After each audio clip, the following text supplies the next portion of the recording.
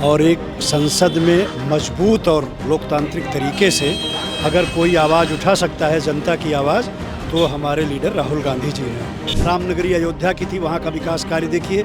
Station railway बना हुआ है, उसको कहते हैं इंटरनेशनल, वहाँ इतना कमर तक का पानी भरा हुआ है। रोडें रामपथ गमन बनाया गया है, उस पर गड्ढे जगह जगह दिखाई दे रहे हैं, दीवारें गिर जा रही हैं, राम मंदिर में पानी की बूंदें टपक रही हैं। ये इनका विकास है। शिक्षा का बुरा हाल है, कावड़ियों को महत्व दिया जाता है मगर रोजगार और शिक्षा की बात नहीं होती है। आज शिक्षा का व्यापार हो रहा है, लोग सुसाइड कर रहे हैं, गरीबी, बच्चों की शादी नहीं हो पा रही है। क्या अर्निंग है, क्या सरकारें चल रही हैं, तमाशा बन गया है पूरे देश का। नमस्कार, मैं हयात अब्बास और आप देख रहे हैं 4 PM न्यूज़ नेटवर्क। और लोकसभा का चुनाव तो हो गया है, लेकिन चुनावी सरगर्मियां संसद सत्र तक के हैं। सभी विपक्षी दल एकजुट होकर भारतीय जनता पार्टी की, तो अब नहीं कहूँगी, एनडीए सरकार को घेरने में लगे हुए हैं। जहां तमाम छात्र भी सदन के बाहर विरोध प्रदर्शन कर रहे हैं, वो चाहे नीट का पेपर लीक को लेकर हो, नेट के पेपर, तमाम छात्र वहाँ पर पहुँचे हुए हैं। और सदन स्टार्ट होने से पहले विपक्षी दलों ने भी वहाँ पर हंगामा काटना शुरू कर दिया है, सवाल करने शुरू कर दिए हैं कि क्या ईडी और सीबीआई सिर्फ विपक्षी नेताओं के लिए है। जनता के बीच क्या माहौल है, कैसे देख रहे हैं? सदन सत्र शुरू तो हो गया है, लेकिन एनडीए सरकार के लिए बड़ा मुश्किल होता जा रहा है ये सत्र। देखिए, पहले मोदी सरकार हुआ करती थी, अब एनडीए की सरकार बनी है और जिन लोगों ने समर्थन दिया है वो भली भांति जानते हैं कि दिक्कतें क्या है समाज में, जनता क्या चाहती है। और कोई भी मुद्दा ख़त्म नहीं हुआ है, चाहे वो बेरोज़गारी का हो, महंगाई का हो, ये जो पेपर लीक मामला है, नारी सुरक्षा का मामला हो, रेलवे एक्सीडेंट का मामला हो, सारे मुद्दे जस के तस हैं। उसके बावजूद भी मोदी जी ने शपथ ली है और मैं कहूँगा बड़ी बेशर्मी से उन्हीं मंत्रियों को रिपीट कर दिया है। और ये दुर्भाग्यपूर्ण है कि नीट परीक्षा का पेपर लीक हुआ, उसके बावजूद भी धर्मेंद्र प्रधान को दोबारा मौका दे दिया गया। अश्विनी वैष्णव भी तमाम रेल दुर्घटनाएं इधर हुई, हमें उम्मीद थी कि रेल मंत्री भी बदलेगा मगर वो भी नहीं बदले। तो समस्याएं तो जस की तस हैं और उन्हीं मंत्रियों के बल पे मोदी जी दोबारा सरकार में शपथ लिए हैं। उपलब्धियां क्या होंगी क्या नहीं होंगी ये तो नहीं मालूम है। मुझे लगता है कि फेल मंत्री नया कुछ नहीं करने वाले हैं, क्योंकि इनकी जो आइडियोलॉजी है, इनकी जो सोच है वो आरएसएस की, और इनके जो गुरु गोलवलकर और सावरकर हैं, जो बंच ऑफ थॉट्स में कह गए हैं, इनकी सोच वही है और उसी आधार पे ये काम कर रहे हैं। इनको फेल नहीं माना जाएगा। ये जो उपलब्धियां हैं ये फेल नहीं है, बल्कि ये वही करना चाहते हैं जो दिख रहा है। शिक्षा का बुरा हाल है, कावड़ियों को महत्व दिया जाता है मगर रोजगार और शिक्षा की बात नहीं होती है। आज शिक्षा का व्यापार हो रहा है। स्वास्थ्य के क्षेत्र में आप देख लीजिए, कहीं भी जाइए, अभी हम लोग तमाम अस्पतालों में गए, जिस तरह का स्वास्थ्य विभाग का हाल हो चुका है वो बहुत बुरा है। और कहीं भी मोदी सरकार उस दिशा में, ठीक करने की दिशा में नज़र नहीं आती है। तो हमें तो कोई उम्मीद नहीं है, लेकिन ये है कि सरकार बन गई है, शुभकामनाएं हैं सरकार को। हम चाहते हैं कि वो अच्छा करें। वो अच्छा नहीं करेंगे तो हमारी सीटें बढ़ी हैं।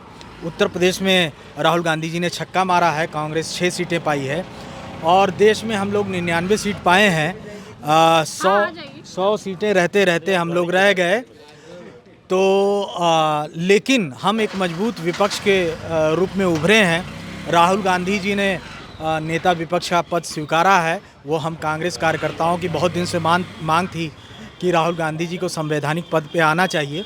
राहुल जी लगातार फील्ड में जनता के मुद्दों पे मुखर थे। इतनी लंबी चौड़ी उन्होंने यात्रा की, भारत जोड़ो यात्रा की, नफ़रत ख़त्म करने के लिए और देश के जनता के सारे मुद्दों को उठाने के लिए इतनी लंबी चौड़ी यात्रा की। अब तो राहुल गांधी नेता प्रतिपक्ष भी बन गए हैं, कैसे मुकाबला कर पाएंगे मोदी जी? मैं वही कह रहा था कि राहुल गांधी जी, जनता भी चाहती थी, राहुल गांधी जी 9 से 14 वाले कार्यकाल में प्रधानमंत्री बन सकते थे मगर उन्होंने नहीं स्वीकारा। उसके बाद भी एक मौका और आया, नहीं बने। पहली बार वो उन्होंने संवैधानिक पद स्वीकार किया है। हम लोगों की तरफ से शुभकामनाएं हैं और हमें पूरी उम्मीद है कि जो वो लड़ाई अब तक जनता की लड़ रहे थे, अब वो लड़ाई दुगनी ताकत से लड़ेंगे और कांग्रेस और देश की जनता उनके साथ दुगनी ताकत से लगेगी।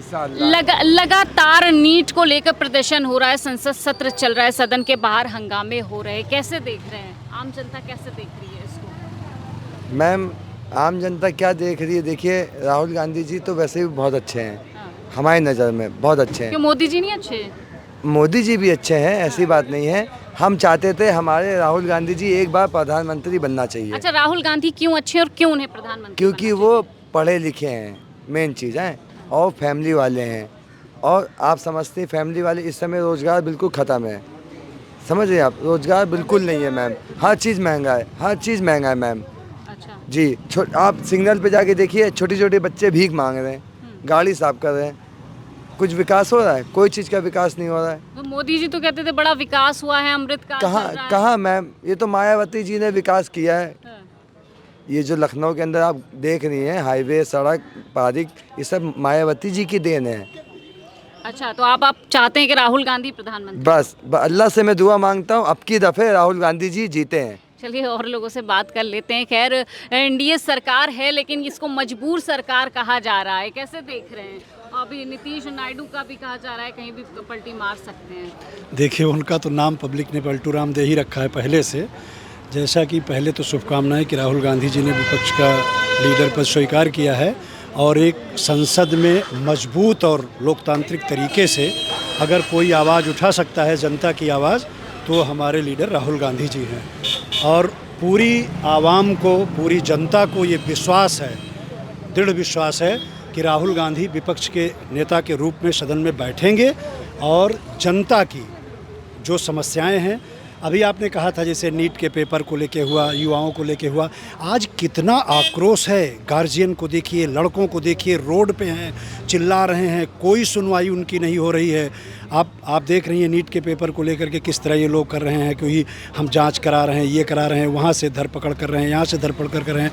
आप ही पेपर कराते हो, आप कोई क्यों बार बार आपके यहाँ आप एसआई की वैकेंसी का हुई, टीचर का हुआ, नेट का हुआ, नीट का हुआ, सारे पेपर्स आपके लीक होते हैं। तो शंका तो इस पे होती है कि सरकार सब मनगढ़ंत स्क्रिप्ट रचती है, स्वयं पहले उनसे पैसे ले रही है, फीस के माध्यम से उसकी फॉर्म खरीदना है, फिर उसमें ड्राफ्ट लगना है। बड़ा सवाल तो ये है कि भारतीय जनता पार्टी, एनडीए सरकार ये दावा कर रही है कि हमारे सरकार में जो है क्राइम खत्म हो गया, भ्रष्टाचार खत्म हो गया है, कोई ठोस कदम क्यों नहीं सरकार उठा? देखिए मैम, ये इनकी क्या घोषणा करते हैं और क्या ये मजबूती से अपनी बात को रखते हैं मुझे नहीं पता है, लेकिन इनके विकास कार्य को देखना हो तो सबसे बड़ा नारा और सबसे बड़ा विश्व लेवल का मुद्दा रामनगरी अयोध्या की थी। वहाँ का विकास कार्य देखिए, स्टेशन रेलवे बना हुआ है, उसको कहते हैं इंटरनेशनल, वहाँ इतना कमर तक का पानी भरा हुआ है।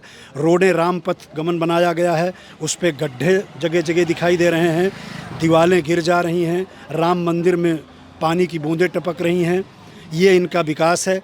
फिर आज भी मैं कह रहा हूँ, पहले भी कहता था, पूरा लखनऊ शहर टहल के आ जाइए, वही काम आपको जो स्टेडियम बना था, जो ट्रेनिंग सेंटर थे, जो सपा के पीरियड के थे, बसपा के पीरियड थे, या पुराना कांग्रेस के पीरियड का रहा हो, कोई नया कंस्ट्रक्शन पूरे लखनऊ शहर में आपको योगी आदित्यनाथ द्वारा हो रहा है, इस सरकार द्वारा कहीं कुछ नहीं। सरकार के द्वारा ये दावा किया जा रहा है कि मॉडर्न इंडिया बनाया है, स्मार्ट सिटी बनाया है लखनऊ को। शब्दों में हमेशा ये तो पर्दाफाश हो चुका है प्रधानमंत्री पीएम मोदी का भी, कि वो शब्दों से लोगों को अपनी मन की बातें किया करते हैं और बताया करते हैं कि 1000 करोड़ की योजना यहाँ हो गई, 1600 करोड़ की। तो लालू यादव जी मिमिक्री करते हैं, आपने देखा होगा कि 1600 करोड़ 1800 करोड़ ये दे के चले गए हैं।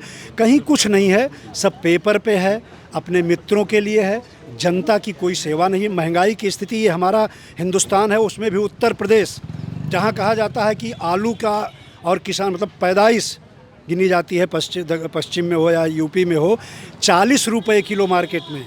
आप भी जाती होंगी मार्केट, गृहस्थी चला रही होंगी।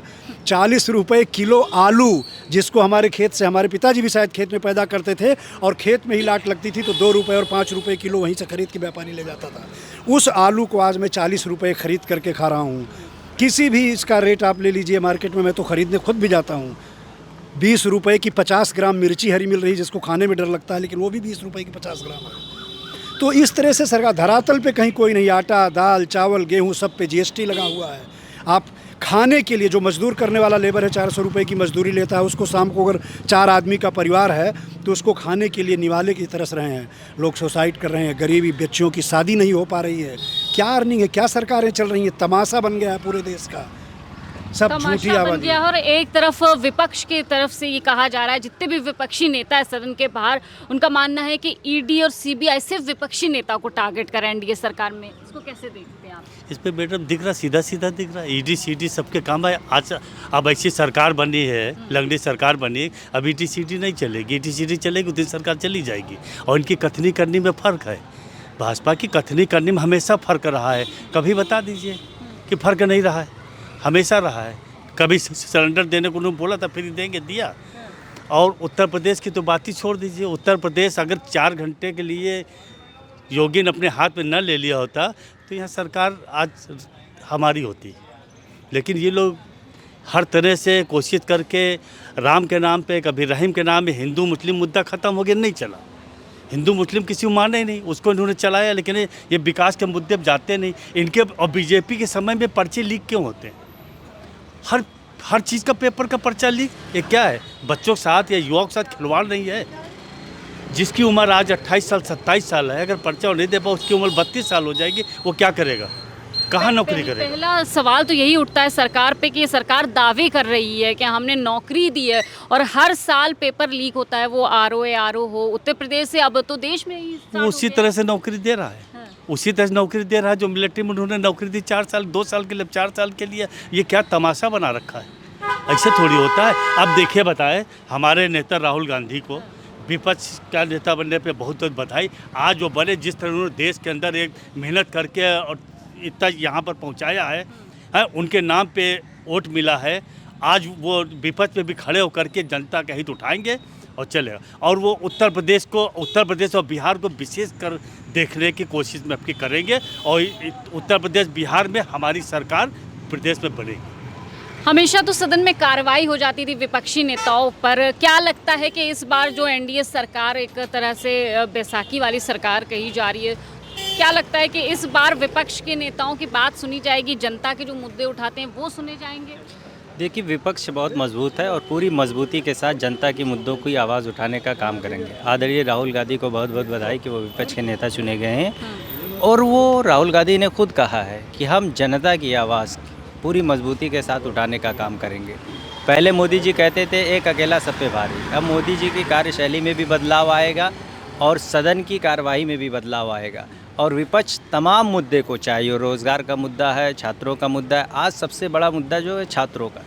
उत्तर प्रदेश की हम बात करें तो यहाँ रोज़गार नहीं, यहाँ का युवा हताश है, परेशान है, पलायन को मजबूर है। यहाँ पे परीक्षा होती है तो पेपर लीक हो जाते हैं। अरे सर, सिर्फ उत्तर प्रदेश का नहीं, पूरे देश भर में छात्र परेशान हैं। वो तो मैं बता ही रहा हूँ, पूरे देश में पेपर लीक हो रहा है। नीट की परीक्षा जो होती है वो पूरे देश के लिए होती है। और आज कांग्रेस पार्टी उसको पूरी गंभीरता के साथ उस मुद्दे को उठाने का काम कर रही है। भारतीय युवा कांग्रेस के नेतृत्व में आज पूरे देश में जन आंदोलन किया जा रहा है। हम छात्रों के मुद्दों के लेकर लगातार संघर्ष कर रहे हैं और उनकी आवाज़ को उठाने का काम करेंगे। जो जिम्मेदारी जनता ने हमको दी है विपक्ष की, उसको हमारा चाहे छात्र संगठन हो, चाहे एनएसयूआई हो, चाहे मेन बॉडी हो, पूरी मजबूती से सदन से लेके सदन के बाहर तक, सड़क तक हम संघर्ष करते रहेंगे। बिल्कुल। तो सबसे बड़ा मुद्दा, पहली बार जब तीसरी बार भारतीय जनता पार्टी की सरकार, एनडीए की सरकार बनी और शपथ लेते ही नीट का पेपर लीक हो जाता है, नेट का पेपर, तमाम पेपर लीक हो रहे हैं। तमाम जो जनता है उसमें आक्रोश है, माता पिताओं में आक्रोश है, गुस्सा है, क्योंकि उनके भविष्य के साथ कहीं ना कहीं, उनके बच्चों के भविष्य के साथ जिस तरह खिलवाड़ हो रहा है। लगातार जो विपक्षी दल है वो है जनता के साथ। विपक्षी दल का ये मानना है, खासकर कांग्रेस पार्टी का, कि वो छात्रों के मुद्दे पर लगातार सवाल उठाते रहेंगे और सदन से लेकर सत्र जो चल रहा है वहाँ पर भी छात्रों का मुद्दा सबसे ज़्यादा अहम रहेगा। फिलहाल क्या कुछ होता है इस पूरे मुद्दे पर, ये तो नज़र रखने वाली बात है। तमाम अपडेट के लिए 4 PM देखते रहें। कैमरा पर्सन सत्यनारायण के साथ मैं हयात अब्बास, 4 PM न्यूज़ नेटवर्क।